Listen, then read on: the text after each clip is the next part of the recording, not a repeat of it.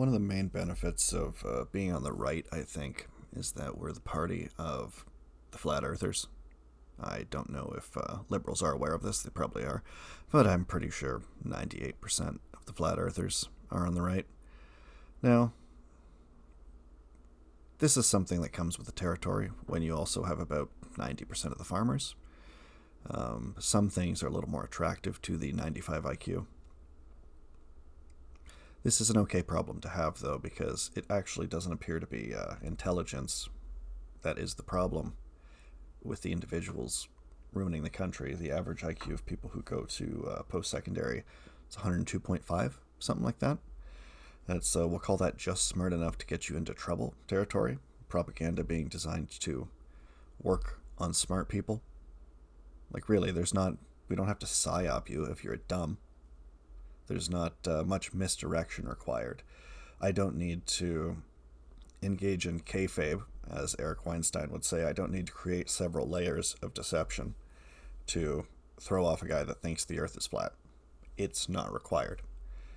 However, somebody who has a university reading level when they're in elementary school or high school, which, people with master's degrees do, most people with a bachelor's degree in something, and this isn't a shot, but something more intentionally useful than communications. Most of them, there's a level of, if not critical thinking, ability to work through problems. Like clearly there's a diligence in their life that's allowed them to acquire what they've gotten in university and education. It may not be theirs. It might be something that was instilled from them. But, there's something at work there that implies they aren't just big old silly willies, that there's at least someone thinks there's like $60,000 to $100,000 a year of productive output there. And they're making a bet on it. But one of the great things of being on the right when everybody's it's weird. We get like a weird blend of like semi-autistic geniuses like Musk and to a lesser extent Vance, and then we get all the people that the left rightfully point out as being completely batshit and otherwise unintelligent. And it's like, I don't know who told you that intelligence was a indicator of the quality of character or the worth of an individual. I assume because most leftists have pretty good reading comprehension, good language ability, because they understand things at the level they're awarded for understanding things better than the average fellow. But one of the good things about being on this side is the ridiculous shit that we come up with. And right now, it's the gun that killed Charlie Kirk was planted. Where's the bullet? That's the other question. Somebody shot him from the side of the crowd, his own security detail, as the right-wing Twitter sleuths are getting to the bottom of. And so apparently we did need to complicate this. My original theory was solo shooter, young male, probably a gamer. It's really easy to be a sniper. Like, you don't have to be a military genius to find a roof spot 200 yards away from the dude that you want to shoot. Like, everybody... How old was this kid? 22? So he maybe didn't play the original Modern Warfare 2 mission where you got to sneak in with Captain Price and go shoot the guy with the 50 cal, right? But you all did, and anybody who's listening to this did. You guys gonna screw that up in real life? Like, I really don't need to... If anyone's listening to this that hasn't fired a rifle before, but you've played Call of Duty, you should go watch the reload animations. Play like a little Battlefield. Maybe like get real crazy. Load up Arma. Like if you really load up an actual military simulator, if you actually want to like get serious. And then take what you learn there. You spend half an hour, 1 hour on the range. You put 10 bullets through a rifle. You're going to be hitting things at range. You put 20 through it? Yeah, you're going to be making a 200-yard shot. The only concern there I would have had personally would have been whether or not to sight the rifle if I was him. Because the concern here is if you sight the rifle accurately at 200 yards, then you're going to have to account for a lack of bullet drop because you're shooting downwards. So people tend to actually miss high a little bit from that angle. I don't know if the kid would have known that, but he might have known enough to go, I know this gun shoots 100 yards accurate. 200 yards, the bullet drop on a 30-06 is 8 to 10 inches. He knows if a gun doesn't shoot left or right bad, all he has to worry about is his trigger pull. If he knows to squeeze and not pull, and if he can manage that level of calmness, just based on personal experience, all the esports pros I know are transsexual or very liberal, hyper-intellectual, high IQ, and generally emotionally deadened, which is what allows them to perform at the level they do. Again, not a shot. Just when you manage these people like chess pieces, you get a feel for how they deal with situations. So all he had to do was something pretty straightforward.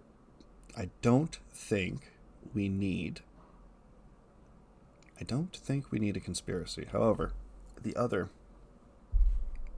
mildly irritating part of this is that there could be something. Like, when in doubt, were the usual suspects up to it? Was there an intelligence agency? Did something go on behind the scenes that were like,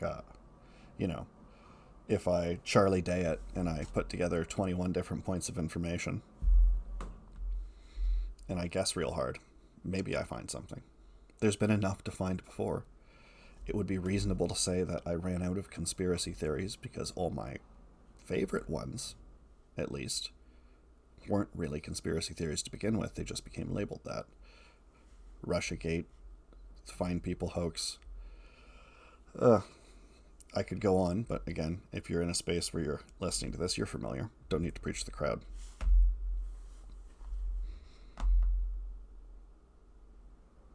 I don't think we need to complicate this. I think this was pretty obvious, and I think there's a reason why everybody on the right had a general inclination of what had happened, and why we all knew it was going to be instantly turfed into, oh, he was actually a right-winger. Like, oh, are you sure about that? Like, doesn't track. It's highly inefficient for somebody farther right than Charlie Kirk, angry with him not being enough of a Nazi, to execute him in the way they did. Also, right-wingers don't congregate on, well, maybe they do. I'm not a part of the communities, but I've never known Discord or the halls of gaming in general to be like a particularly right-wing place. Over the last 10, 15 years, it's become thoroughly infested with left-wing politics, which has allowed people into the space almost performatively. Can you performatively enjoy video games? Is this possible? It's like, I'm really not into it, but I sure do like tone policing people that love something. That's got to be, like, more than 5 people. So we've got people in this space that really shouldn't be there. And again, these are mostly left-wing spaces. Like, I imagine if right-wingers were going to try to pull this off, especially a bunch of Nick Fuentes supporters, I'm not gonna inherently accuse these guys of being smart, but I would assume they'd be along the same lines of at least the left-wing guy who would shoot him, right? Like, it's gonna be planned, organized, probably pretty clean. If they're actually have an IQ and they actually want to do this. Like, the only thing that surprises me about the shooting of Charlie Kirk is that we haven't had a young 20-year-old gamer male do something like this before, quite honestly. It appears to have actually taken the confluence of, did I use that right? The intersection of left-wing ideology, demoralization. I'll just assume, maybe phthalate influence, low testosterone levels. There's probably a lot of things going on. The perfect storm having to occur to actually get an action threshold reached here for somebody to do this, because it's like, well, he's going to actually at this rate be killed. The guy who shot Charlie will likely be executed. The likelihood of him being convicted, if anything that I've seen in the last couple days is real and actually points to what happened, going to be pretty high. There's good reasons to not do this. But when everyone has been yelling that the other side are Nazis for a decade now, if not longer, when your echo chamber says the same thing, when nobody in your circle challenges your group cognitive dissonance, when everybody allows themselves to go down the same slippery slope together. Hell, when the community guidelines for your Discord server say no talking about politics or engaging with any of the modern things that irritate people if people disagree with them on it, that's part of it right there. Oh, well, hey, we've skewed the rules, so we don't want you to engage with certain dialogues here because that's just non-productive for what we're trying to accomplish. It's all the environment, what's acceptable around you. It doesn't take a lot for young men, especially the sociopathic, poorly adjusted types like are hanging out on Discord or playing video games together online in general. What did I hear the other day? It's like you're not engaging in a group activity. You're avoiding the same pain together. Maybe a little bit more accurate than a 20-year-old can effectively be introspective on. But as somebody who's been in the space for a while, seems to ring a little bit accurate. I think this is pretty clear for everybody on the right. I don't know, maybe I'm a little weak in this area, but I wasn't really behind like the targeted wave of reporting people for celebrating Charlie's murder on social media and getting them fired. Probably because I am actually a little weak in this area. I did my due diligence when it comes to my online political activism. So I don't feel particularly enthused to chase people down and get them fired from their jobs, especially because people can change their mind. But the rest of my friends and thought leaders on the right do seem to be a little more aggressive and probably actually more correct than me. I think they have probably accurately came to the understanding that the right has been playing too fairly. We have been taking... I know there's going to be at least one leftist listens to this. If it's you, Abe, I'm sorry. It's not a shot at you, but there's going to be at least one person who goes like, the right's playing too fairly? Like, yeah, I'm sorry, just perspective, not perception, right? Like, let's put yourself in our shoes. We're pretty sure we've been playing quite fairly. We're not burning the cities down. We don't have right-wing death squads. I know we're not experiencing the same systemic oppression that makes marginalized communities likely to engage in rioting activity, especially due to police brutality and generations of yada yada. No, we don't have that. So, likely not that action threshold reached there for us. But the modern left is getting there. The modern left is actually somehow managing to take the most passive political right, maybe in history, on the American right up until recently, and the Canadian right definitely, and managing to actually push too far. Now, that's another thing that would lead me to believe this wasn't a sanctioned group effort, state act, or otherwise conspiracy. This was a bad move. This was a very bad move from the left-wing perspective. It's not going to do a lot to help the cause. I think it's only going to hurt it. Anybody who's reasonable with a brain can take 10, 15 minutes out of their day, can chase down basically every Charlie quote that's being used to smear him, and then they can decide whether or not it was contextually accurate. If the rebuttal to that is, well, how could something like such and such be taken out of context? Well, maybe expand your context or not. I don't have to do your thinking for you. It's useful, I've found personally, to steelman other people's positions. I'm not just going to parrot Rogan on this one, but it is actually useful to sit down and go, okay, let me assume I don't know everything, and let's see if there is any credence to the ideas that the other person is bringing to the table. In order to see if there's any credence, I should make that position as strong as I can, because that will allow me to fully immerse myself in understanding it from their point of view. If I present a half-assed or weak position, do I have half-assed or weak positions? Ask yourself that.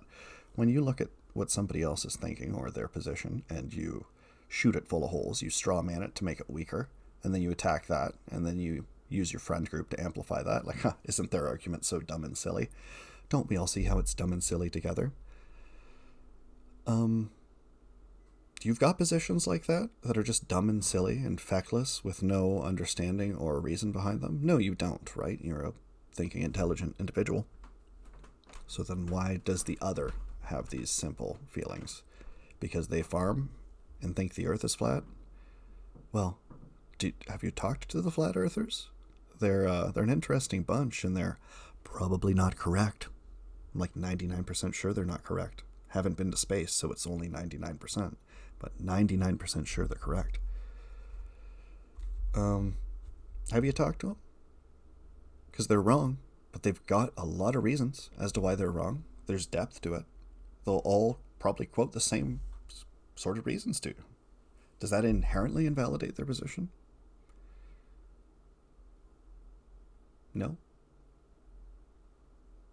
However, like, you're not, at least I'm not, a beacon of all-knowing understanding, and everybody else is just a silly little fool that was born yesterday and has no experience informing their decisions or thoughts or feelings.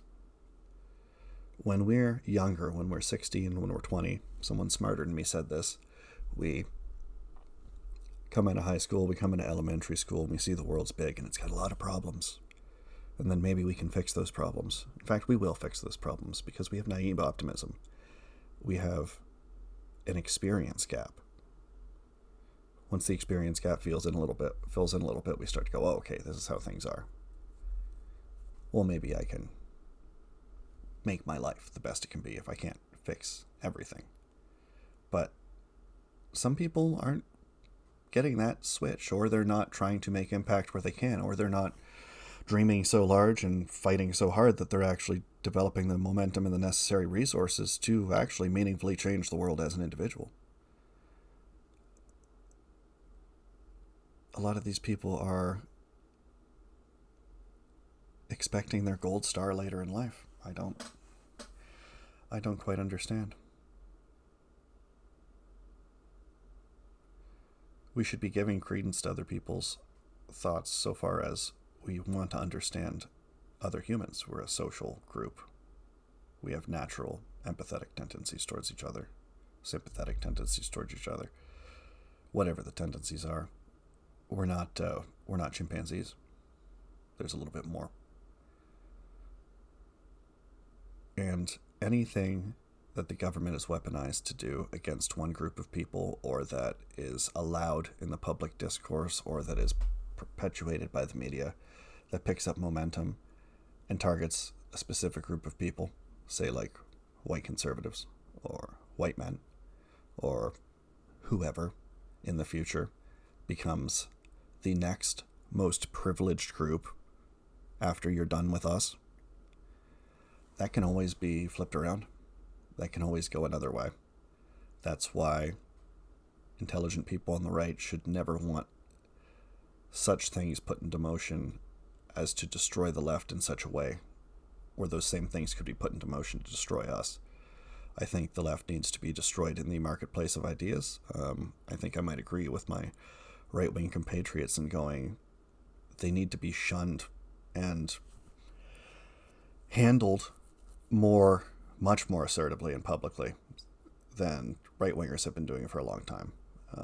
Every time to keep the peace amongst the 11 screeching liberals around you when you're the one conservative, that you don't want to say the things and you don't speak the truth. Hey, you can definitely massage a situation to get better individual results.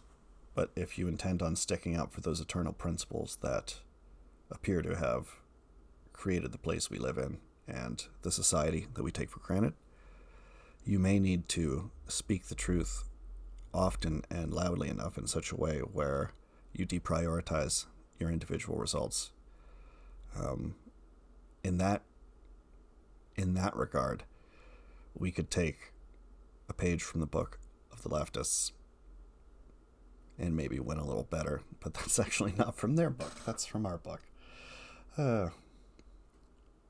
Thanks for listening to me. I think we can all do better, and Canada. We got to make a change.